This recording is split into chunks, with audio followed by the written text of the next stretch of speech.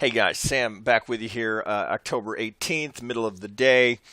Wow, things are really happening fast. So lots to learn here. I'm going to try and get three or four coins here, Litecoin, Dash, maybe we can get Monero, and Ripple as well. So, okay. So here's Litecoin. I've got a 1 hour chart. Now, we had been, I'm going to take some of this off here so I can recreate it so you can get the lesson out of it. Let's move this off to the side. We had been operating under the assumption that we had a completed 5-wave sequence here that gave us a 1 wave. So the buy area yesterday was an A, a B, a C down into the 100%, which is right here. So this was a buy. I took this yesterday and I got stopped out last night. Very small, a small amount of risk because you don't need to take a lot of risk there. Right, so I was long here on the box. It moved a little bit. Actually, I think it was over here. We got a little bit of a reaction to it. Before going to bed last night, I just was looking a little soft. I tightened the stop up to the other side of the box. Right, very small loser. Again, it's just another trade. Doesn't hurt me, doesn't bother me. But of course, that's not what I'm hoping for, right? Because that changes our count. Because we were looking for 1, 2, then off for an impulsive into a third. Right? We don't get it. So everything sells off. Now, is it moving in a way that we can analyze it, quantify it, and recreate some trading opportunities? So we look at this now and go, okay, well, if it's failing, if we're failing at the 50 and we've gone even to and through the 61865, well, can I disqualify this as a 2-wave? Nope. It's still potentially a 2 because we haven't taken out the 786. We haven't taken that out yet. Here's our 1 wave, but that's not as relevant now because we're now operating off of this wave being completed. So if that's a deep 2, to disqualify it as a 2, we got to take out this low. So it's still a contender as a second wave. It's just a very deep wave. Now, when we go past the 100, we just start drawing fib targets like we would with anything. If it's not going to make a traditional retracement, and we're not going to follow the traditional retracement numbers, here's our A wave, goes just shy of the 618. Here's the 23. That was the other reason for the buy, right? So this was the box actually that was yesterday. It was the 50% and the algo target of the negative 23. That was the reason for the buy there, right? Gets a little traction, very, I don't know, it was like $2 or $3 stop. Very, very small loser, right? But so you move on. Next trade. When that breaks and we accelerate down here, we start measuring, well, where is that likely to be going? Well, if this is going to be our C wave, if we've got a C wave of some sort unfolding, I'm looking for 5 waves to finish my C wave. So I just start drawing them up. There's 1, there's 2. I get a big 3 down here. Here we're putting in some sort of a 4, and potentially we come back down for our 5th. So that's the roadmap now that looks most likely to me and to most Elliotticians that are going to count that up in that way. So can I quantify this and say, okay, where am I in that sequence? Well, first, how likely is this to be a good pivot? So the first thing we start doing is drawing projections for where we know the most likely turning point is for the third wave. So I take my 1 wave, I project from my second wave, and let's see. No, I'm sorry. I did it differently. Got ahead of myself. So let me get that off there. I'm going to do it off of the ABC. So here's my alternate. A low from B. There it is. Okay, so here's the box down here. So here's the box between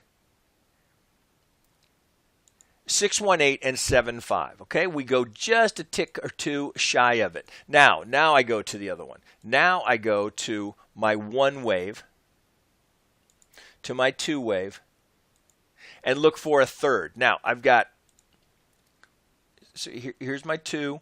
Here's my 2618. Draw a box down here. That's a contender. We've gone to and through the 7.5. So here off of that pole, here's the 61875. We go to and through. Means where's the next zone? Well, are we working off of the A wave? right? So now you have to look at this and say, well, since we went a little deep here, and I've got my 2618 down here, and I've got some deeper targets, my assumption is that we're not done with this correction, right? That I don't have a completed 5-wave structure. I've got a 4th wave. So I start pulling, let me pull it off here. So I start looking for the most common relationship between the 2 and the 4. Pull to the 3. Where do we go? Right? I'm going to take this off so you can see this coming back the other direction. I'm going to take some of this off so you can just focus on where we are now. So we're now looking at the 2 to our 3 low. We go looking for the 4. We go just, I'll take the wave off here so you can see it. We go just a few ticks shy of the 50, and we wick the Vegas wave.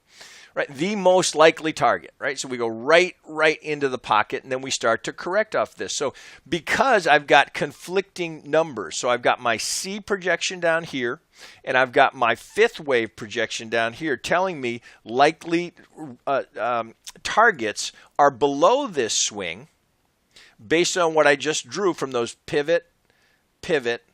I'm looking for price action and targets down here to complete the 5th. Now, if we complete the 5th, we can stay with a 2nd wave. It can stay a 2nd wave as long as we don't break this low. It's a deep 2nd wave, but it still potentially plays as a 2nd wave, which gives us the opportunity for this to be, I guess I can take that off now, for this to be a 2nd looking to get into the 3rd. Right? So if we put that, if I go to a bigger time frame,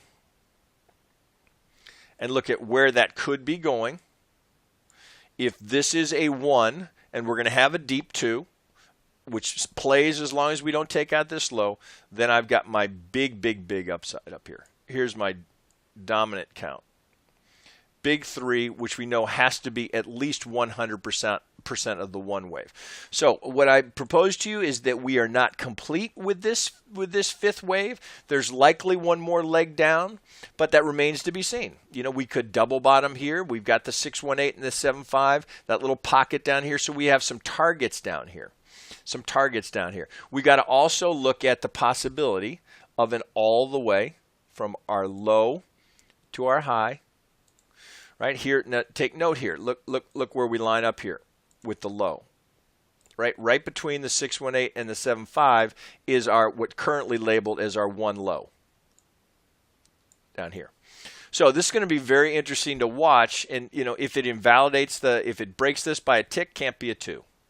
If we stall at the 618 and we don't make the 65, still potentially a 2. So it's one to watch. I'm not saying sell it here. I'm not saying we must come down here, but that looks like the most probable path. Now, again, just like I showed you with Ethereum, we cannot disqualify that we might not be going much deeper because we are still in an internal retracement. Yeah, get that off. We are still in an internal retracement from this swing high here.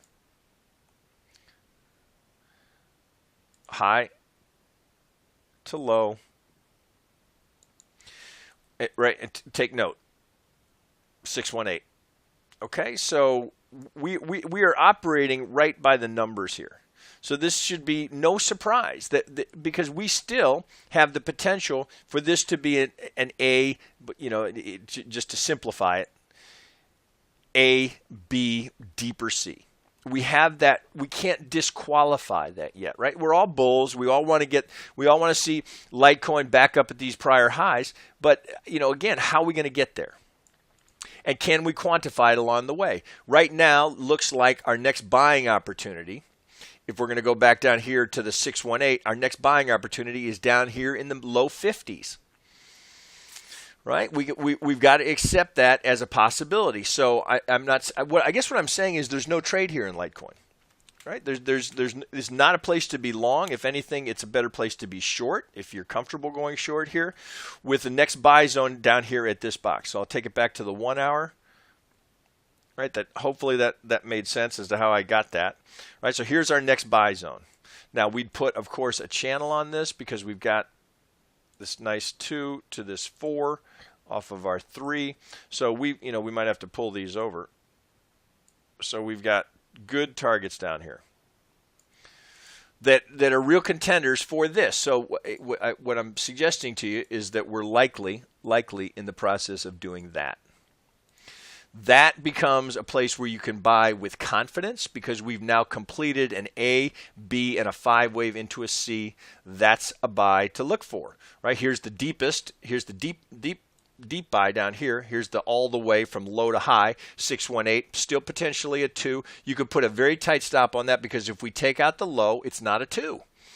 Right? So it's a great risk reward. We have enormous upside if that still is a 2. If it is, right? There's enormous upside. We've got 3. I can't even see them. They're so high. We've got enormous upside and very, very tight risk. Very tight risk. That's what we're talking about here. From 48 to stops at 46. So that's a $2 stop. Worth waiting for, right? No, so nothing says we have to go down there, but that's the likely path. All right, let me move on. Here's a big, ginormous fail. Okay, here's Dash, which has been just beautifully technical, and now we're getting into some messiness. So we had been operating under the assumption, let me take some of this off, right? We had this labeled as a 1.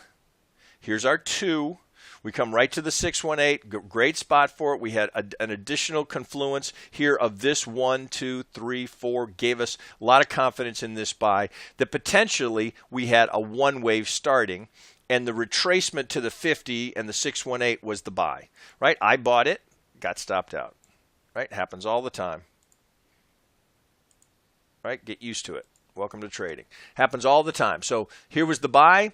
We get reaction. We don't get it. So it has to be relabeled. So the hope was 1, 2.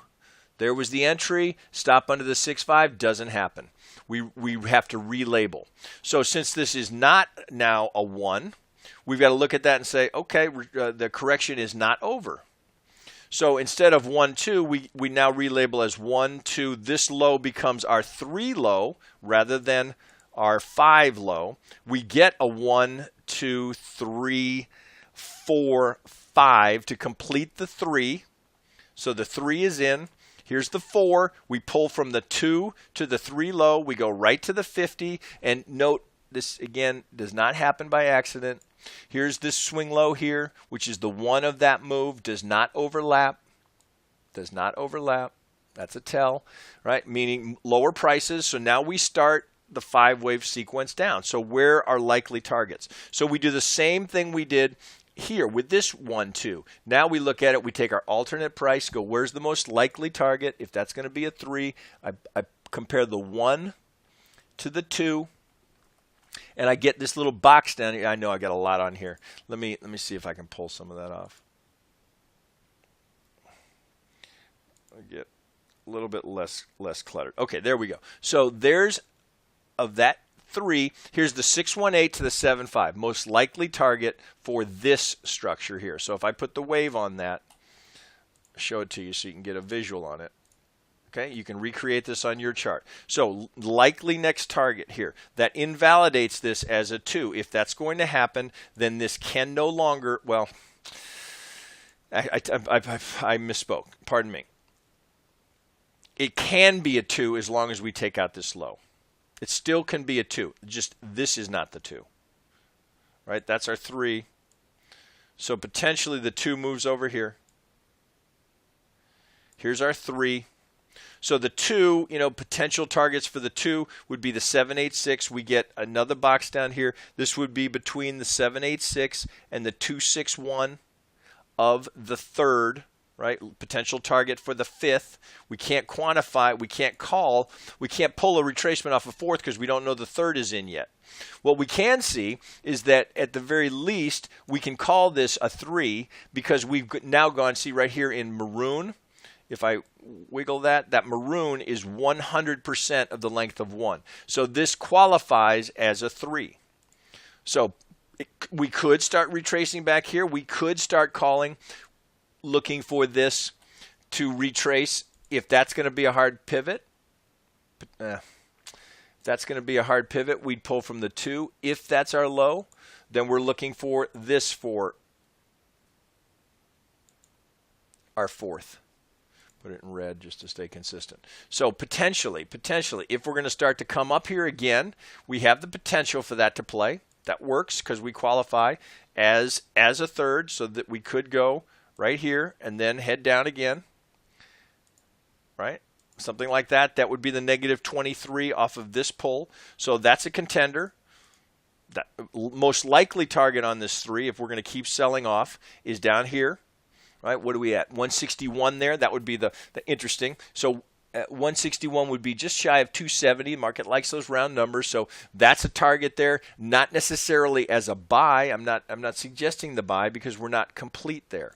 That would be what we're looking for is clues. So if this is going to keep going, we want to see this, because if we do see that, then we have a fairly good roadmap. We know what to expect next. Now, if you want to be aggressive, that's a potential short. We've got this prior cluster here, potential resistance. But likely what we're looking for is the buy down here. If that continues to play, that's our roadmap. That's where we can buy aggressively, looking for the whole thing to start over again. Right? And that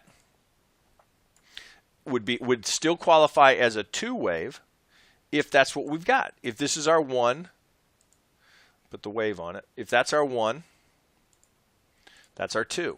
Now that's a deep ass 2. That's no doubt about it. But it's not unusual for a 2 to go to a 786, right? As it's a push to get to new lows. Right, that's a fair amount of distance here. So this is the sweet next buy. I would not be a buyer unless I see something radically change here in Dash that tells me that potentially I have to start relabeling again. If you're an Elliott trader, relabeling, that's just part of the business. It's just you think it's one thing, the market does something else. You don't freak out. You don't if you took a stop, hopefully you managed it well. I hope what you're learning is that you can enter the market here with very tight stops, because you're basing it off an assumption that if proven wrong, there's no reason to stay in the market. I'd rather take the small loss, let the market show its hand, where are we going next, and then look for my next high probability zone where I can enter the market with very low risk, knowing that if that assumption is wrong, that I can be out because I don't need to stay in the market. So if I'm a buyer here, I don't need to put my stop down here below the low. No reason to do that. The maximum I would give it would be the other side of this 618. So that in terms of where our potential is gigantic. That's why we're trading this way. That's the whole point. That's why we're in crypto, because if we bottom out here at a 2 and Dash is going back up to just if nothing else to where it's been, we got some really there's the target up there. Right? So I know I harp on this, but if you're a buyer here, here's the algo target. Here's your stop. You want to give it a few ticks beyond it. 9 1/4 to 1. Right? So getting stopped out on a little, $4 stop, that's just okay. Next trade, not a big deal. Right? Stopped out. Now, if you're still in and you're letting this thing unfold, you've already made the first mistake, because there was an easy out on the break when this didn't play as a 1 and an ABC. There was an easy out. Right? You shouldn't still be long, in my view, right? For what that's worth, right? So in my view, there's really not an opportunity. You could be a buyer here if you want to punch out, looking to punch a single here, looking for the 4 to retrace to the 50. But the next strong buy is if and when we get down to this level. All right, what have I got? How am I on? 19 minutes. Okay, let's move over. This is Monero, which we've been watching. Okay, so very similar price action here where we can get a handle on it. So we have this. Now, you recall if you've been watching over the last couple of days, we had this very abrupt move down here, which came right to the 618. But it happened so quickly. You may recall me saying, I wouldn't call that the low in because we don't have enough subdivision here and it's too abrupt. This is too much of a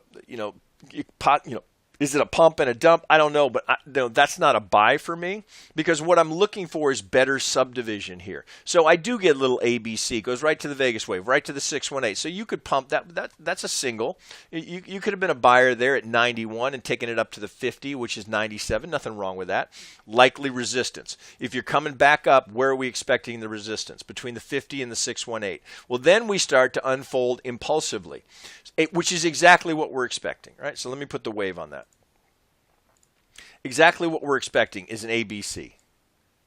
Now, we're looking for 5 waves in the C to complete, so we get good structure. Now, here's our assumptive wave 1 low. We don't want to see that taken out because then we can't call this a 1 anymore. And we've got targets up here on that for that third wave. You know, first target is up here at, you know, what's that, 108. Right, so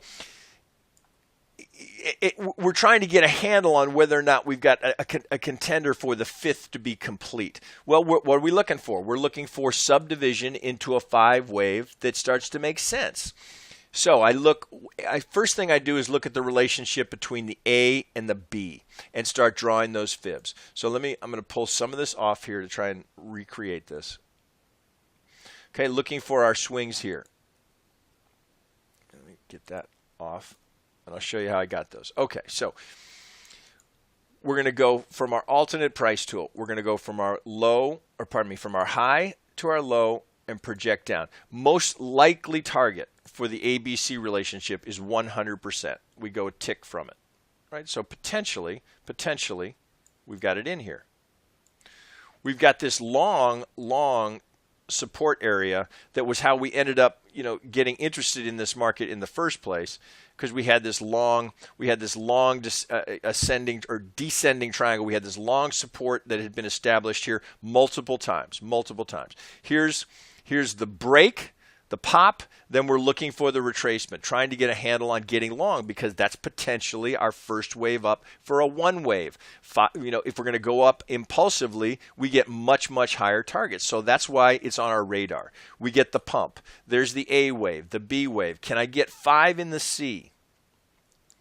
Let's break it open and try and count it out. Well, first target to be aware of is the 100% of the A wave from the B wave. We go a tick or two from that. Now I want to look, I'm going to go down to the 15 minute and try and get a handle on this. We start to break up and lose some of the continuity in the price bars, but we can get the pivots. So if I go 1, 2, so I look, here's my alternate tool. I'm going to take the 1, project from the 2, looking for the 3. I get, you know, it buzzes through it, and then I get this very bizarre action down here, which makes me suspicious of it as a potential low, but then I get the retracement. So I look for 2 to 4 relationship.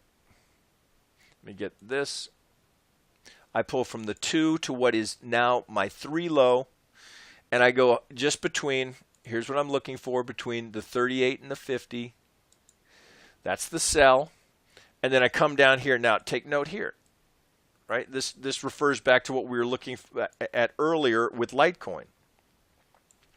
This is the 261, the 261 fib relationship of the 1 wave.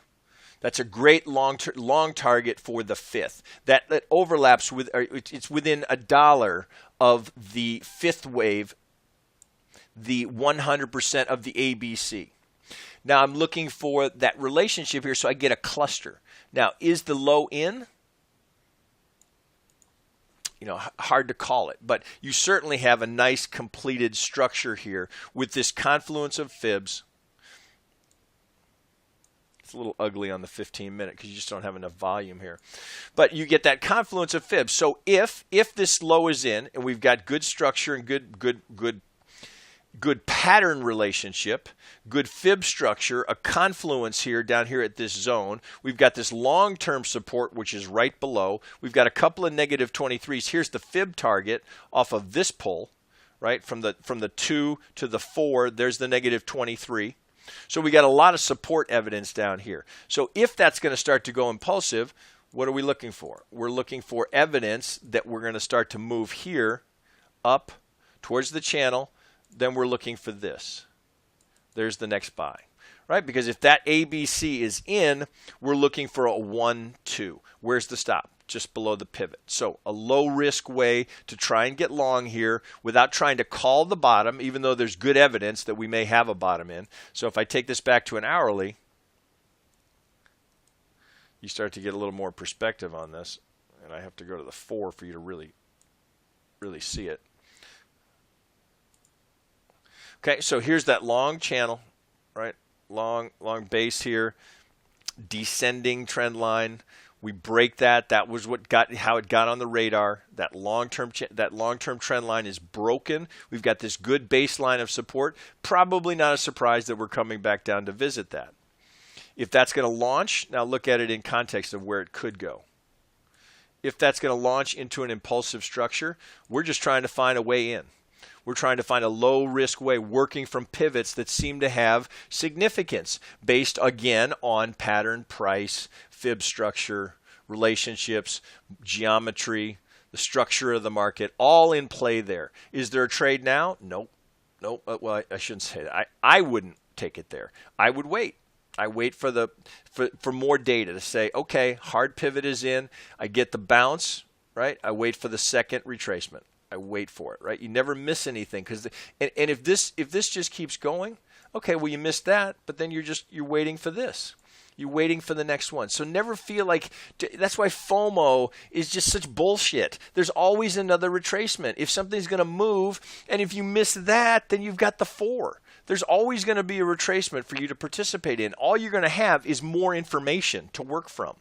Here, you're taking this, you're trying to pick the low. Now, I wasn't watching that when it happened, but I can go back and say, well, is that likely a pivot?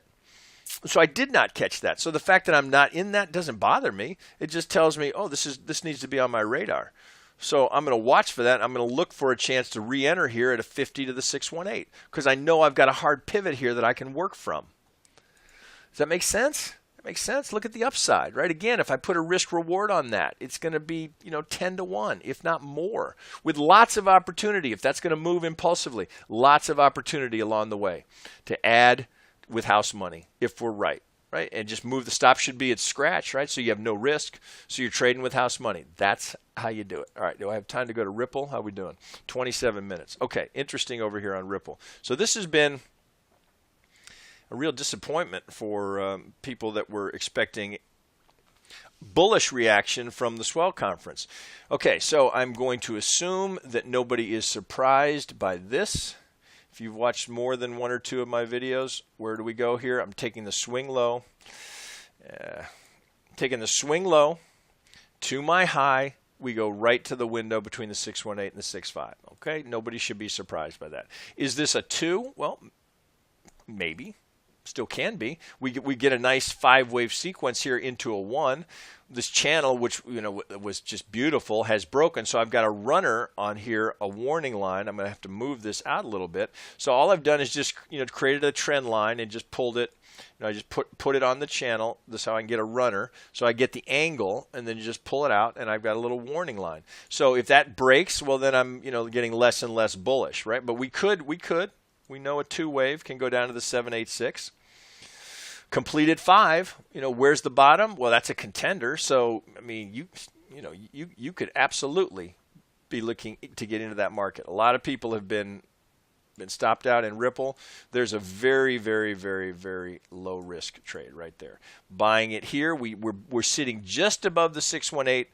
Everybody from the Swell Conference has just given up. It's just not going to happen. We're sitting here on Wednesday, the last day of the conference. Well, we're right in the technical window where you'd want to be a buyer. So you could be a buyer there with a stop on the other side of the 65, and first algo target is giving you a 19 to 1. I mean, no reason why not take that trade. That certainly it's certainly technically valid. If that's you want to wait for a little bit more confirmation, you know exactly what I'm about to do. We're just going to look for this. We might come back up, revisit that channel because that was significant. We come back down, revisit the warning line. You want to wait for a little bit more. Now you take this up a little bit. Stop below the pivot. So I'll have to pull it to the side so you can see it. Stops below the pivot. Target still the same. First target up here. Now that's just about a 9 to 1. Right? If you just, again, that's straight down. It's hard to buy that, but we're right in the window, so you could certainly take a swing at it with a very tight stop, right, and not be hurt by getting it. You don't want to load the boat there, but that's definitely a tradable event right there. How many times have we seen that as the absolute swing low? Want to wait, let it come back up. You often will see these trend lines, particularly when they're dominant like this. We'll get a retest, a little swing back down to the outer warning line. You take the 50, off you go. Right, lots of opportunity. Just because we're corrections are just more information. Okay, if it's not this, then what is it? Maybe it's that. All right, guys, there's 30 minutes. I'm going to wrap there. That's probably it for the day. Hope you're getting something out of this. On suggestion of a few of my subscribers, I've got a little tip jar down there. I'd like to keep these free. But a little support from you guys would be much appreciated. If you're getting value out of this, feel free to visit the old tip jar. Okay, guys, talk to you later.